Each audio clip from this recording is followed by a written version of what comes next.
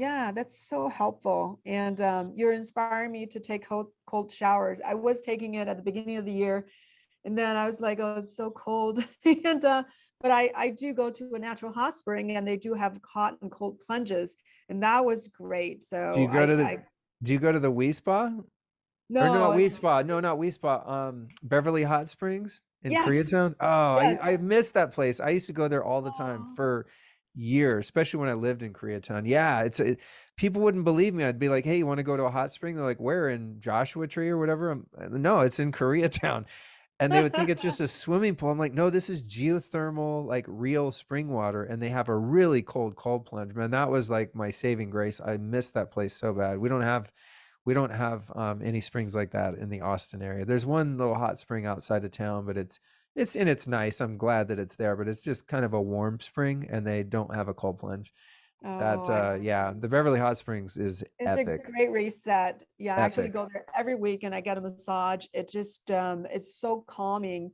You can't think about anything else when you get to that really hot spring. And It's the then when you plunge best. into a cold, forget it. You are like you said, norepinephrine, endorphin kicks in. So I do that 3 times and I feel like my whole Yes. body is vibrating, Oh, it's it's the best. cells It's are the vibrating. it's the best. Like, as someone who used to do a lot of drugs, I'm telling you, if you do hot and cold contrast therapy, you would never need to do drugs. It makes you feel Interesting. so good and there's no side effects. I mean, other than being uncomfortable maybe when it's cold. Some people, have a really hard time with that, but if you can even do like 1 minute, it still has huge benefits.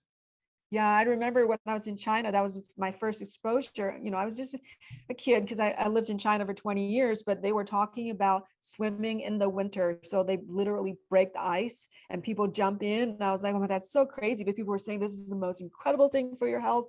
This is just, like people were raving about it. So that was my first exposure. Yeah, yeah. Yeah, very, very brave people. Hey, So I want to ask you a question because I left LA a couple years ago. I haven't been back.